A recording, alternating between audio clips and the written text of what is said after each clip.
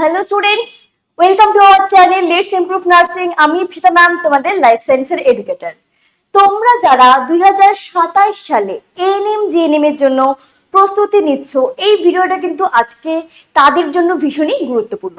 এবং তোমরা যারা 2026এও এক্সাম দিয়েছো এবং যাদের মনে হচ্ছে একটুখানি খারাপ হয়েছে, আবার তোমরা 27-এ দিবে, তোমরাও কিন্তু এই ভিডিওটা খুব ভালো মতো ফলো করো। কারণ কোনো একটা যখন আমরা এক্সাম দিতে যাব, কম্পিটিটিভ এক্সাম, তার আগে কিন্তু আমাকে সেই এক্সামটার ব্যাপারে অ্যানালাইসিস করতে হবে। কি অ্যানালাইসিস করতে হবে? অবশ্যই আমার ফার্স্ট কাজ যে কি আমাকে ওই এক্সামটার সিলেবাস সম্পর্কে জানতে হবে। এবং সেকেন্ড কাজ কি? সেকেন্ড কাজ হচ্ছে এই যে আমাদের এত বছর ধরে এক্সাম গুলো হচ্ছে, এই এক্সামগুলোতে কি প্যাটার্নের বা কোন জায়গার থেকে কোয়েশ্চেন আসছে। তো এরকম অলরেডি কিন্তু এই যে কি তোমাদের সিলেবাস বা এই লাস্ট 5 ইয়ারে তোমাদের কি পরিমাণে কোথা থেকে কোয়েশ্চেন আসছে, এরকম অলরেডি একটা ভিডিও কিন্তু আমি আগে পোস্ট করেছি। তো আজকের এই ভিডিওটা মেইনলি কি নিয়ে, যে এই যে তোমাদের 2026-এ যে তোমাদের এক্সামটা হলো, এইখানে কোন চ্যাপ্টার থেকে কত ওয়েটেজে কোয়েশ্চেন এসছে। কারণ তোমরা যারা 2027-এর জন্য প্রিপারেশন নিচ্ছ, তাদের জন্য তো এই ভিডিওটা ভীষণই হেল্পফুল। কারণ তারা তোমরা বুঝতে পারবে যে কোন চ্যাপ্টারগুলো বেশি গুরুত্বপূর্ণ।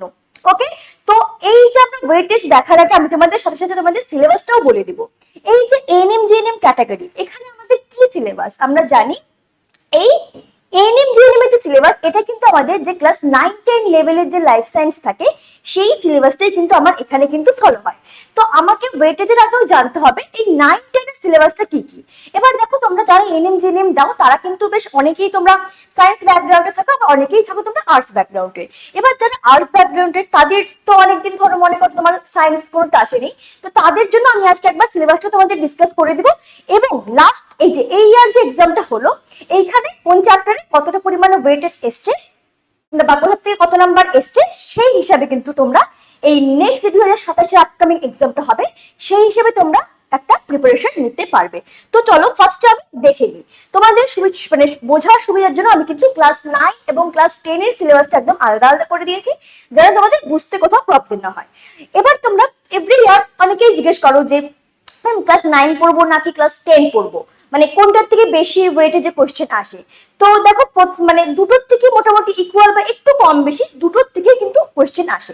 এবং তোমরা জানো এই যে এএনএম জিএনএম এক্সামে লাইফ সায়েন্স আমার একদম একটা হাইয়েস্ট নাম্বার ওখানে একটা ক্যারি করে। এই লাইফ সায়েন্সের টোটাল আমার 50 মার্কস থাকে। এবং এই এএনএম জিএনএম এর র্যাঙ্ক যদি তোমার ভালো করতে হয়, তোমার কিন্তু এই লাইফ সায়েন্সে কিন্তু 45+ স্কোর কিন্তু কনফার্ম করতে হবে, তাহলেই কিন্তু তোমার র্যাঙ্ক একটা ভালো আসবে। এবারে 45+ র্যাঙ্ক করা কিন্তু মুখের কথা না, এটা একটা কম্পিটিটিভ এক্সাম। তার জন্য কিন্তু তোমাকে অবশ্যই এই এক্সামটার ব্যাপারে জানতে হবে। তো চলো আগে আমরা দেখে নিই ক্লাস 9-এর সিলেবাসে আমাদের কি কি আছে এবং এই ইয়ার কোথার থেকে কত নম্বরের কোয়েশ্চেন এসছে। দেখো, ফার্স্টে কি আছে আমার এখানে, ক্লাস 9-এর যে চ্যাপ্টার সেটা হচ্ছে ট্যাক্সোনমি এবং উদ্ভিদ রাজ্যের শ্রেণীবিন্যাস। এখান থেকে এই ইয়ারে আমার আসছে একটা কোয়েশ্চেন। 2 নম্বরে কি, প্রাণী রাজ্যের শ্রেণীবিন্যাস, এখান থেকে এই আর আসছে আমার একটা কোয়েশ্চেন। নেক্সট উদ্ভিদ কোষ ও কলা, এখান থেকে এসছে দুটো কোয়েশ্চেন। প্রাণী কোষ ও প্রাণী কলা, এখান থেকে এসছে আমার একটা কোয়েশ্চেন। জৈব অণু, এখান থেকে আসছে আমার একটা কোয়েশ্চেন। সালোক সংশ্লেষ, এখান থেকে আসছে আমার তিনটা কোয়েশ্চেন। ভাবতে পারছো কতটা ওয়েটেজ এখান থেকে কোয়েশ্চেন চলে এসছে। এবার আসছে বাষ্পমোচন ও খনিজ পুষ্টি, এখান থেকে আসছে আমার একটা কোয়েশ্চেন। তারপরে এখানে আছে পরিবহন, এখান থেকে এই ইয়ারে কোনো কোয়েশ্চেন আসেনি। তারপরে আছে শ্বসন, এখান থেকেও এসছে আমার 3টা কোয়েশ্চেন। এবং এখান থেকে পুষ্টি এবং বিভাগ থেকে এই ইয়ারে কোনো কোয়েশ্চেন আসেনি। নেক্সট দেহ তরল ও সংবহন, এই চ্যাপ্টারটা তোমরা বুঝতে পারছো কতটা ইম্পর্টেন্ট। আমি দেখেছি আগের ইয়ারও যারা এক্সাম দিয়েছে তাদেরও কিন্তু এখান থেকে অনেক পরিমাণে কোয়েশ্চেন এসছে। এবং এইবারও কিন্তু এই চ্যাপ্টার থেকে 7 মার্কসের কোয়েশ্চেন কিন্তু এসছে। তো এই চ্যাপ্টারটা ভীষণ গুরুত্বপূর্ণ। তারপর এখানে রেচন থেকে আমাদের 2 মার্কসের কোয়েশ্চেন এসছে। মানে অনাক্রমতার ধারণা, মানব দেহে রোগ সৃষ্টিকারী বিভিন্ন জীব সমূহ ও অণুজীব, এখান থেকে 2 মার্কসের কোয়েশ্চেন এসছে। এবং পরিবেশ ও তার সম্পদ, এখান থেকেও কিন্তু আমার 2 মার্কসের কোয়েশ্চেন এসছে। তাহলে তোমরা দেখো এই ইয়ারে ক্লাস 9-এর যে সিলেবাস, এখান থেকে কিন্তু অনেকটা নাম্বারের কোয়েশ্চেন এসছে। কত নাম্বার এখানে? 7, 3, 10, 11, 12, 13, 14, 15, 16, 17, 18, 19, 20, 21, 22, 23, 24, 25, 26। তাহলে দেখো, তোমাদের অনেকে কিন্তু ভাবে যে হচ্ছে ক্লাস 10টা ভালো মতো পড়ি, ক্লাস 9টা একটু হালকা হালকা উপরে দেখে নি, কিন্তু এই ইয়ার কিন্তু এই ক্লাস 9 থেকে আমার 26 মার্কসের কোশ্চেন চলে এসছে। দেখো এই আর কিন্তু ক্লাস 9 থেকে ওরা প্রচন্ড পরিমাণে কিন্তু ওয়েটেজের মধ্যে রেখে দিয়েছে এই চ্যাপ্টার গুলোকে, কিন্তু 10 মানে ক্লাস 10 থেকেও এসছে কিন্তু কম। ওকে, এবার দেখো, এবার যদি আমি ক্লাস 10 এর সিলেবাসের কথা বলি তাহলে এখান থেকে কি এক নম্বরে আছে উদ্ভিদের সংবেদনশীলতা এবং সাড়া প্রদান ও উদ্ভিদ হরমোন, এখান থেকে টোটাল আমার 2 মার্কসের কোশ্চেন এসছে।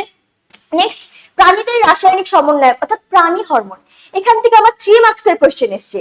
স্নায়ুতন্ত্র, এখান থেকে আমার 2 মার্কসের কোশ্চেন আসছে। প্রাণীদের গমন, এখান থেকে এই আর কোনো কোশ্চেন আসেনি। কোষীয় উপাদান ও কোষ চক্র, এখান থেকে আমার 1 মার্কসের কোশ্চেন এসছে। কোষ বিভাজন থেকে এই আর কোনো কোশ্চেন আসেনি, কিন্তু অন্য ইয়ারে কিন্তু এখান থেকে কোশ্চেন আসে। জনন, এখান থেকে আমার 2 মার্কসের কোশ্চেন এসছে। বংশগতি, এখান থেকে 1 মার্কসের এসছে। অভিব্যক্তি অভিযোজন, এখান থেকেও কিন্তু এই আর কোনো কোশ্চেন আসেনি, কিন্তু এভরি ইয়ার কিন্তু এখান থেকে কোশ্চেন আসে। এবার আছে নাইট্রোজেন চক্র, এখানেও প্রত্যেক ইয়ারে আসে, এই ইয়ারে কোনো কোশ্চেন আসেনি। পরিবেশ দূষণ থেকে আমার 1 মার্কসের কোশ্চেন এসছে এবং জীববৈচিত্র্য ও তাদের সংরক্ষণ থেকে আমার 2 মার্কসের কোশ্চেন আসছে।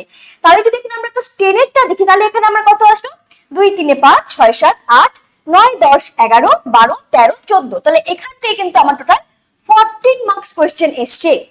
তার মানে দেখো ক্লাস 9 বলো বা ক্লাস 10 বলো, দুটোর সিলেবাসে আমাকে কিন্তু খুব ভালো মতো পড়তে হবে। যদি তোমরা লাস্ট ইয়ারের কোশ্চেন দেখো ওখানে তোমরা দেখবে যে ক্লাস 10টা হয়তো বেশি ওয়েটেজে ছিল, কিন্তু এই ইয়ার দেখো ক্লাস 9টা অনেকেই কিন্তু ভালো মতো নিতে চায় না, ভাবে যে ক্লাস 10টা দিয়ে আমার কভার হয়ে যাবে, কিন্তু এই ইয়ারের কোশ্চেন দেখো একটুখানি ঘুরিয়ে গেছে, মানে ঘুরে গেছে, যেখানে ক্লাস 9 এর পোর্শনটা থেকে আমার 26 মার্কসের কোশ্চেন আসছে এবং ক্লাস 10 এর পোর্শনটা থেকে আমার 14 মার্কসের কোশ্চেন আসছে।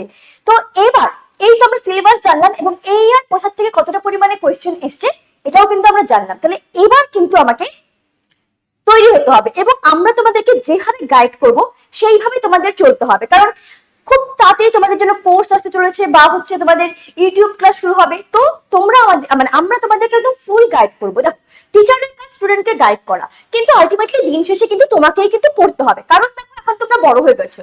এটা কিন্তু তোমাদের সেই ছোটবেলার স্কুলের এক্সাম না যে মা বাবা বা টিচাররা ধরে ধরে পড়াবে, এটা তোমাদের কম্পিটিটিভ এক্সাম, তোমরা এটা নিজের জীবনের জন্য পড়ছো। তো এখন তোমাকে খাটতে হবে কিন্তু নিজেকেই, এবং আমরা কিন্তু তোমাদের জন্য 2027-এ এএনএম জিএনএম এর টার্গেট ব্যাচ 3.0 নিয়ে চলে এসেছি, যেখানে আমরা তোমাদের সিলেবাসটা টোটাল ফুল ভাবে কমপ্লিট করব। লাইভ ক্লাস থাকবে এবং রেকর্ডেড ক্লাস থাকবে। মক টেস্ট, এই যে তোমরা পড়ছো তোমাদের মধ্যে কতটা ইমপ্রুভ হচ্ছে সেটা তোমাদের নিজে জানার জন্য কিন্তু এই মক টেস্ট দিতে হবে, এবং এই মক টেস্টটা ভীষণই গুরুত্বপূর্ণ তোমাদের এক্সামের গিয়ে বসার জন্য। দেন পিওয়াইকিউ সলভ করতে হবে। আমি আগেই বললাম যে কোনো এক্সাম দেওয়ার আগে আমাদের পিওয়াইকিউ দেখতে হবে, কারণ ওইখান থেকে তুমি অনেকটা কোয়েশ্চেন প্যাটার্ন সম্পর্কে তুমি ধারণা পাবে। নেক্সট তোমাদের এখানে ডাউট ক্লিয়ারিং ক্লাস থাকবে। মোটামুটি আমরা 2-3টা করে চ্যাপ্টার নিব, তারপর তোমাদের কোয়েশ্চেন প্র্যাকটিস করাবো, তারপর একটা করে আমরা তোমাদের ডাউট ক্লিয়ারিং ক্লাস নিব, যে কারো কোনো চ্যাপ্টার রিলেটেড বা কোনো কোয়েশ্চেন রিলেটেড কোনো তোমাদের ডাউট আছে কিনা, এত কিছু কিন্তু আমরা তোমাদেরকে প্রোভাইড করব। এবং এই যে ব্যাচ এখন কিন্তু এখানে আমার ডিসকাউন্ট চলছে, ডিসকাউন্ট এই কুপন কোডটা এখানে দেওয়া আছে এএনএম জিএনএম 2027। তো অ্যাকচুয়ালি 1999 আমাদের ব্যাচের প্রাইসে, কিন্তু এখন কুপন কোড ইউজ করে তুমি কিন্তু এই প্রাইসটা 1499, এইটা কিন্তু এখন ব্যাচের প্রাইস। তো খুব শীঘ্রই কিন্তু আমাদের এখানে ক্লাস স্টার্ট হয়ে যাবে।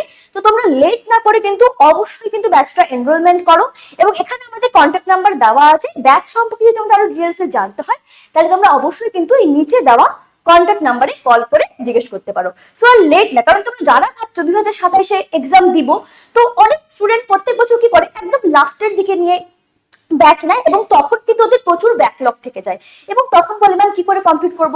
দেখো যদি তোমরা শুরু থেকেই করো, কারণ দেখো এখন থেকে কিন্তু তোমাদের হাতে অনেকটা টাইম আছে, তোমরা অনেকটা ভালো মতো সবকিছু কমপ্লিট করে সিলেবাস করে কোয়েশ্চেন প্র্যাকটিস করে তোমরা একটা ভালো কিন্তু নিজেদেরকে তৈরি করতে পারবে।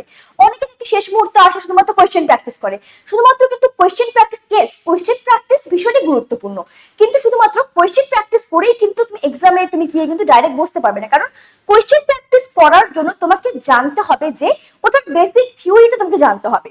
অবশ্যই একটা কম্পিটিটিভ এক্সাম এখানে তোমার থিওরি পড়ে খুব একটা হয় না, কিন্তু তুমি যে কোয়েশ্চেনটা সলভ করবে তুমি যদি সেটার বেসিক থিওরি না জানো তাহলে তুমি কোয়েশ্চেন কি করে সলভ করবে, তাই না? তো এবার এই 2027-এ তোমাদের স্টাডি প্ল্যান বা গেম প্ল্যান কি হওয়া উচিত সেটা রিলেটেড আমি তোমাদের কিছু স্টেপ বলে দিব।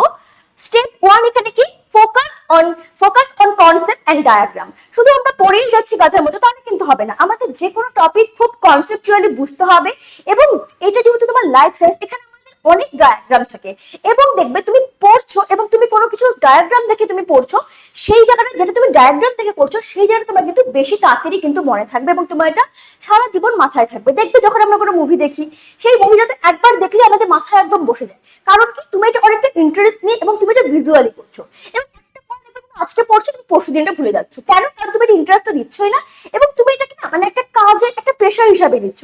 এরকম করলে হবে না। তো আমাদের যে কোনো জিনিস খুব ইন্টারেস্টিং এবং সেটা আমাকে কনসেপ্ট বুঝতে হবে এবং সেটার আমার ডায়াগ্রামটা ভালো মতো দেখতে হবে এবং সেটা যদি দেখে যদি তুমি পড়ো তাহলে দেখবে তোমার একটা ইন্টারেস্ট গ্রো হবে। নেক্সট কি, এখানে আমাকে মাস্টার ইম্পর্টেন্ট টপিক মানে কি, এই যে আমি তোমাকে আজকে এই যে আমি তোমাদের আজকে ভিডিওটা আনলাম যে 2026-এ কোথা থেকে কি পরিমাণে কত ওয়েটের যে কোশ্চেন আসছে, তো এটা দেখে তোমাদের একটা আইডিয়া হয়েছে যে কোন চ্যাপ্টারগুলো বেশি গুরুত্বপূর্ণ, সেই চ্যাপ্টারগুলো আমাদের খুব ভালো মতো করতে হবে। এবং আমি কিন্তু কিছু চ্যাপ্টার তোমাদের বলে দিলাম যে এইবার কোশ্চেন আসেনি, কিন্তু ওগুলোর থেকে প্রত্যেক বছর কোশ্চেন আসে, যেমন কি অভিব্যক্তি অভিযোজন, তারপর নাইট্রোজেন চক্র, এই চ্যাপ্টার যেগুলো আমি বলে দিলাম তোমাদের অলরেডি, এই চ্যাপ্টারগুলো থেকে প্রত্যেকবার কোশ্চেন আসে একদম ভালোভাবে, মোটামুটি 2-3 নাম্বার কোশ্চেন আসে এইসব চ্যাপ্টার থেকে। কিন্তু এইবার দেয়নি তার মানে পরের বারও আসবে না, এটা কিন্তু না, কারণ এই চ্যাপ্টারগুলো ভীষণই গুরুত্বপূর্ণ। এন্ড থার্ড, আমাকে রেগুলার কোশ্চেন প্র্যাকটিস করতে হবে। থিওরি পড়বো, সেটা খুব কনসেপচুয়াল এবং ডায়াগ্রাম দেখে, এবং আমরা ইম্পর্টেন্ট টপিকগুলো খুব ভালো মতো পড়বো, আগে পড়বো, এবং তারপরে কিন্তু আমাকে সেগুলো রেগুলার কোশ্চেন প্র্যাকটিস কিন্তু আমাকে করতে হবে। কারণ তুমি যত কোশ্চেন প্র্যাকটিস করবে তুমি তত কোশ্চেন প্যাটার্ন জানবে। কারণ দেখো, একই কোশ্চেন মানে শুধু একটাই অ্যান্সার, কিন্তু কোশ্চেন প্যাটার্ন তোমার বিভিন্ন ভাবে ঘুরিয়ে হতে পারে, কারণ কোশ্চেনের অ্যাপ্রোচ কিন্তু টিচাররা অনেক ভাবে করতে পারে। এবং এই জন্য অনেক স্টুডেন্টরা কিন্তু জানা জিনিস জাস্ট কোশ্চেনের অ্যাপ্রোচটা, কোশ্চেনটা বুঝতে পারছে না, তাই জন্য কিন্তু স্টুডেন্টরা করতে পারে না। বোঝা গেল? তো এই তো তোমাদের আজকের ভিডিও, এবং এই কোশ্চেনের অ্যাপ্রোচ বা কোন কোশ্চেন কি করে বুঝবে বা কোনটা বেশি গুরুত্বপূর্ণ, এগুলো সব কিন্তু আমরা এত বছর ধরে পড়িয়ে পড়িয়ে আমরা অলরেডি জেনে গেছি। তো এই ব্যাচে কিন্তু আমরা তোমাদের একদম এক্সাম প্যাটার্নের মতোই কিন্তু পড়াবো। সো লেট না, সবাই কিন্তু আমাদের ব্যাচটা কিন্তু তোমরা এনরোলমেন্ট করে নাও, এবং অবশ্যই যদি কারো আরো ডিটেলস জানতে লাগে তোমরা কিন্তু আমাদের কন্ট্যাক্ট নাম্বারে কল করতে পারো। এবং তো এই ছিল তোমাদের আজকে ভিডিও। যদি ভিডিওটা তোমাদের ভালো লেগে থাকে তোমরা অবশ্যই কিন্তু ভিডিওটি লাইক করো এবং শেয়ার করে দাও তোমাদের বন্ধু বান্ধবীদের মধ্যে, এবং অবশ্যই এরকম ভিডিও আরো পাওয়ার জন্য কিন্তু আমাদের চ্যানেলটাকে সাবস্ক্রাইব করো। তো আজকের মতো এই, তো থ্যাংক ইউ সবাইকে। তো দেখা হবে অন্য একটা ভিডিওতে। Tata, bye bye.